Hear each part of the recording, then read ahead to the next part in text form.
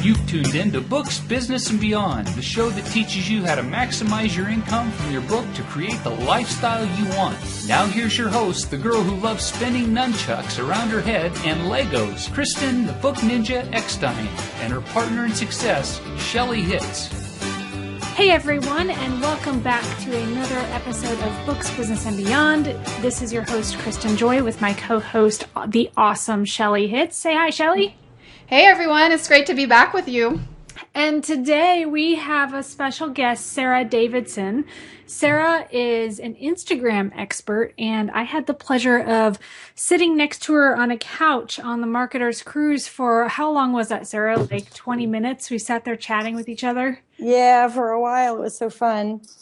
It was a blast. So I actually totally didn't even know that she was doing Instagram stuff. And while I already knew her, it was really fun to connect on that. So I said, hey, we need to have you on the show. So today, hopefully, she's going to give you some awesome tips for Instagram. In fact, not hopefully, I know she is, because I talked to her and I'm like, holy crap, maybe I need to be on Instagram because I'm sort of not there. That's so funny because I just decided to get on Instagram Saturday, and then I was like, hey, we're interviewing Sarah. This is great timing. So awesome. So Sarah, we're going to talk a little bit about those 3 things that you were telling me about that are critical for anyone who wants to grow their business, and especially for authors who want to sell more books. So can you let me know what that first thing is, and then we'll chat about that for a little bit before we move on to the other 2.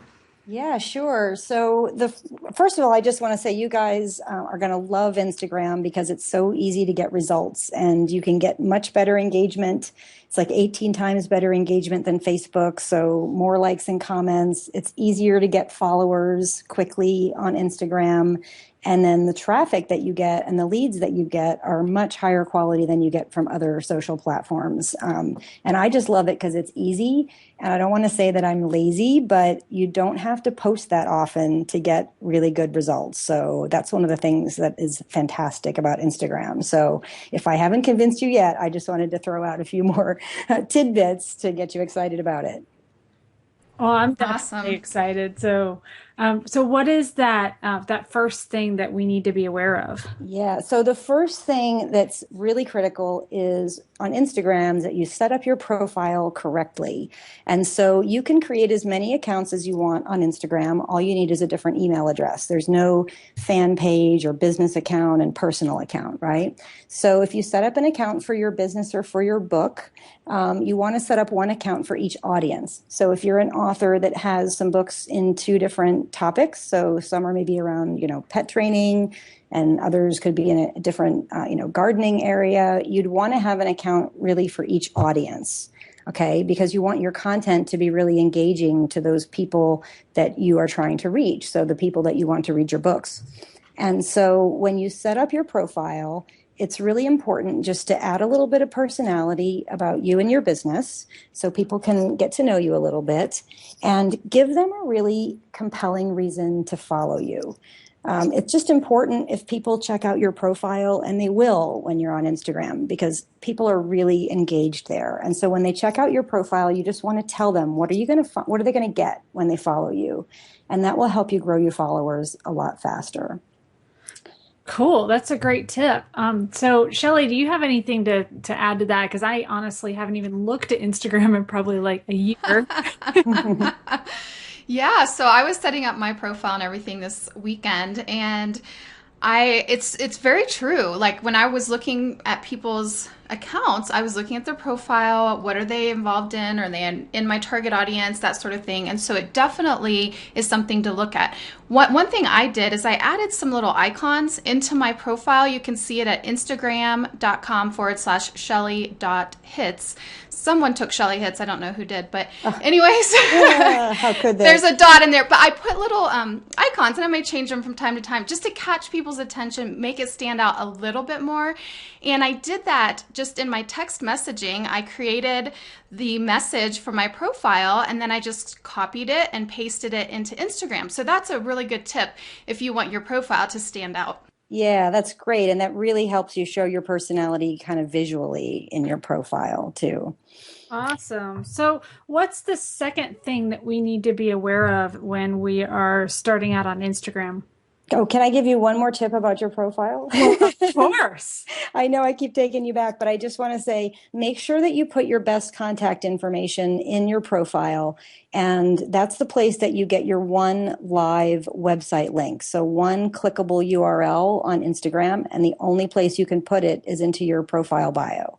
So the great thing about that is you can change it at any time. So if you're promoting like an upcoming book launch, you can send them anywhere with that web link. You can send them to your Facebook page. You can send them to whatever, special offer that you're promoting at that time. So you don't have to just put your main website link and keep it the same all the time. So it's a great idea just to change that out to whatever is current and interesting that you want people to go to.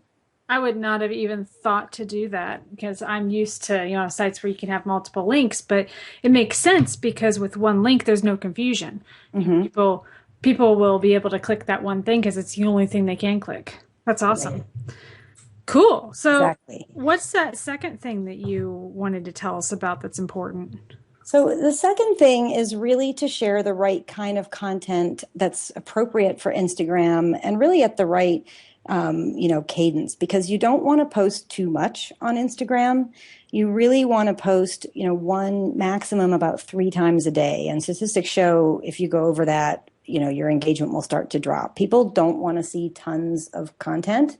So again, that's a really great thing about Instagram is that you can keep it, it doesn't take up all your time. I post maybe 3 to 6 times a week right now on my Instagram account, and I've had 500 new followers in the last month. So it's just much easier than, Twitter and Facebook where you have to post so much more. But it's important that you put the right kind of content on Instagram because otherwise it's just a definite culture there. And it's not the place to put memes and stock photos. You really want to put original content. And you want to make sure it's interesting or informative or entertaining to the kinds of people that you're trying to attract to your account. Okay, so you don't want to put your stock photos up, for example, but you want to show your products and your services being used or show images of them in context. So if you have a new book, show different people reading it in fun places. You don't want to just show, the cover image and that's it on Instagram. You want to put some context and make it interesting. So I've had this idea for marketing my next Kindle challenge where people who succeed the challenge, in other words, they get their rough draft written within the 30 days, they get a special gift from me in the mail. And one of the things that's in their gift is a stress ninja, as I call him. He's a ninja-shaped stress ball. And of course, because I'm the book ninja and all that. And so I was actually thinking about doing a contest of sorts where if people put hashtag Kindle challenge or something like that, with their ninja and posted their ninja doing silly stuff. That's something that sounds like it would be perfect for Instagram. So is there like a share feature in Instagram like there is on Pinterest where you can pin to different, pin other pins to your own board to remember them? Or like what would be the key thing over Pinterest that Instagram has that Pinterest doesn't? So it's funny because there's actually no share feature on Instagram, although you can use other apps to repost things, but there's no way to just take an image and share it.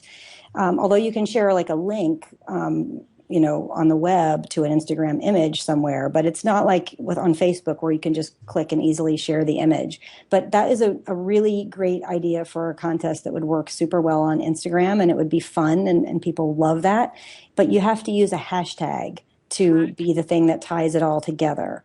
And another tip that you can use to make it more viral, because there isn't a share feature, is in your description of your image. And when you're talking about the contest, what you want to do is say, tag 3 of your friends who might like this too. So give a call to action for people to tag other people, because that's how things kind of go viral on Instagram. So you can tag people. Yep, you can on Facebook. Yep, yeah, it's the same way. You use the little @ symbol and you tag people. And Kristen, I'm using, I think it's called the Repost app, and you can then go in there and repost other people's things onto your page if you do that kind of contest. So there are different ways to do that. But yeah, I think that's an awesome idea. It's a ninja idea, a ninja tip. It is. It's something I wanted to implement for the last challenge promo, but I think I'm going to do it this time. And so this is perfect timing to have this whole talk about Instagram. So thank you for that, Sarah. And people love that. If they can get their picture, if they have a chance of winning and getting their pictures posted on your account and you have followers, I mean, they love that. It will go over really well. Cool. So if you guys are thinking about making more, viral attention come to your products and your book, your courses that are based on your book, think of doing something where you can have other people get involved with posting pictures of your product on Instagram and, of course, other social media sites, but really take advantage of this power of Instagram. And I love the idea of, having people engage, like they're doing something, they're using your product, they're in some way like the holding the book, or even if it's a Kindle book, they can bring up the book cover on their Kindle screen or on their mobile device and take a picture or whatever. But I think that's just such a great idea. That is. So what is the third thing that we should be aware of as we're posting things to Instagram to build our business that is, of course, the behind the scenes of our books? Because every author out there should definitely have a business, because you're not just an author anymore. So the next thing that's really important is having a call to action, because again, there isn't just an automatic share button. People don't always know what to do. They're just flipping really quickly through the Instagram feed and they're seeing images. And you can also have videos up to 15 seconds, which is really powerful on Instagram now.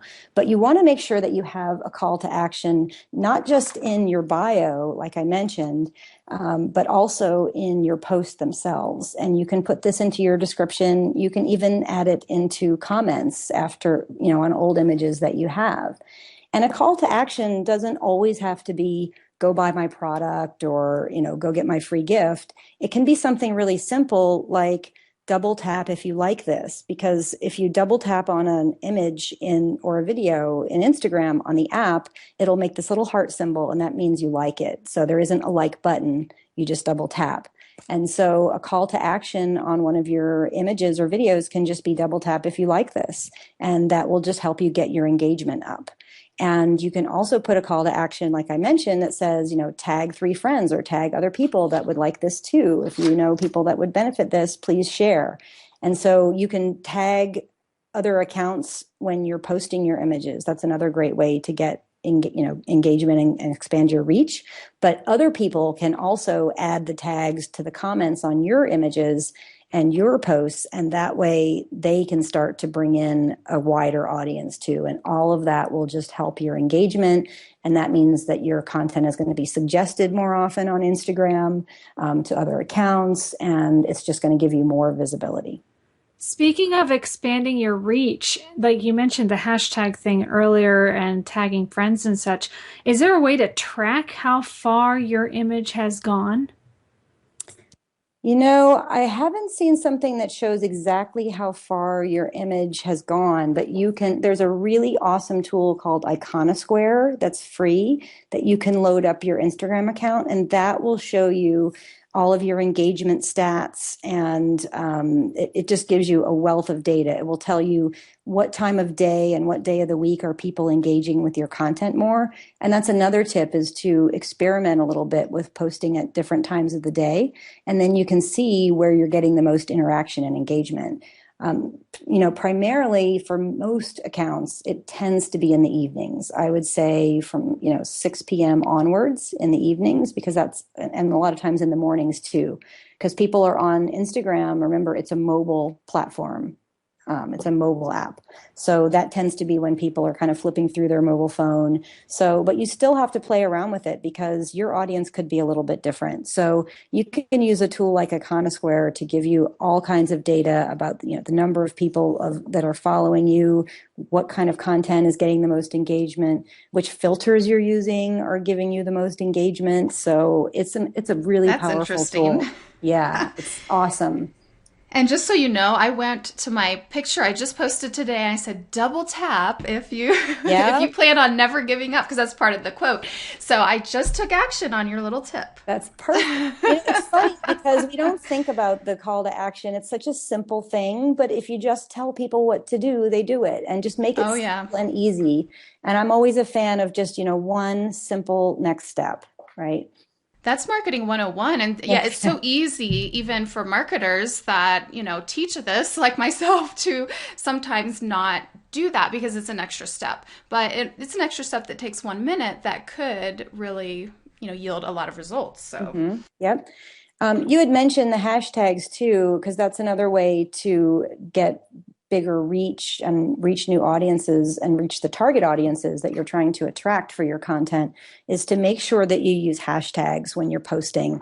And you can put some into the description of your post, but I recommend adding some hashtags into your comments of your post, because especially if you want to share your Instagram post to other social media channels. So if you want to share it to your Facebook fan page, or you want to share it directly to Twitter, if you put those hashtags, they're going to go with your post on Facebook. And hashtags are not very common on Facebook, so they look a little bit out of character.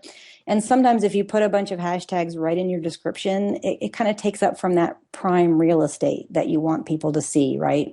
The description of your post is what's most important for people to see as they're scrolling through. So you don't want to really take up that real estate with your hashtags. So if you just put your hashtags into your comments after you've posted your image, or your video, then they'll still be associated with that post, and they'll be searchable just the same way they would be if you put them in your description. So I usually put maybe between, 1 or 2, maybe 3 hashtags in my actual description, especially if I have a brand hashtag or, a hashtag that I'm using for all my content. And I put all the other hashtags into the comments afterwards. That's a great tip. And I do notice that on Facebook, like certain things have like 50 hashtags. And I'm like, they're posting from Instagram. I know they are. Yeah, it looks a little weird. It does. And a little tip for that, that I started doing is I put all the hashtags that I want to use in Evernote. And that way I can just copy and paste it no matter what device, if I'm on the computer, if I'm on my iPad, my iPhone, I can just copy and paste them instead of retyping them every time. And so that's something that might help our listeners as well. Yeah, that's a great tip. I use Evernote sometimes, but I tend to put mine in a Google Doc. But both of them are fantastic tools because you can access them wherever you are. And I try to put them in groups of like 5 to 10 that are grouped tightly together so that I can kind of just grab a few and stick them in. You can put up to 30 hashtags total in your combination of your description and your comments, but I think 30 really does look kind of spammy and overdone. I think you want to do, especially in the beginning when you're growing your account, hashtags are a great way to get a broader reach, but you don't want to overdo it either. So, and you can go back and edit later your description too. So that's another tip. You could put some hashtags in and go back later and change it with some new hashtags. You can actually refresh your content that way. So if you've started an Instagram account a while back and maybe you didn't take advantage of using hashtags, you can go back and add more hashtags in the comments or edit your description and put some in, and it will bring those old posts back up to life and you'll get new likes and comments on them, which is pretty cool. I love the tip about the branded hashtag. Lately, I've been using Hits Blitz when it's advice or encouragement or something from me. And that's, no one else uses that. So I love that idea for everyone to come up with some sort of branded hashtag. Such a cool idea. So Sarah, we got 1 minute left. Can you share with us a quick tip that you want people to take action on? And everyone else, while you're listening, go to booksbusinessandbeyond.com/Instagram to get an in-depth free report based off of what we learned today. So my biggest tip for people on Instagram is to make sure that you are active on the platform. And so, like I said, it doesn't mean you have to post a lot, but be on there and engaging. So respond to people's comments and engage with audiences that you want to attract. So you can actually go to your competitors or businesses that have the same audience that you want and start to interact with their followers and just be real and authentic and engage. And, once you start having conversations on Instagram, you'll be so rewarded when you see what kind of return you get. And people will really, come and check you out. And it's really fun and rewarding. That's great advice. And everyone, this has been Sarah Davidson, who we've had on the show today, Books, Business, and Beyond. And go check out booksbusinessandbeyond.com/Instagram and stay tuned next week as we interview the book cover designer, Joel Friedlander. Have a great day. You've been listening to Books, Business, and Beyond, the show that teaches you how to maximize your income from your book to create the lifestyle you want. Visit your host, Kristen the Book Ninja Eckstein, and her partner in success, Shelley Hitz, at booksbusinessandbeyond.com and grab your free gift today. Tune in next time for more ways to diversify your income beyond the book, and don't miss a single episode. Subscribe to this podcast on iTunes.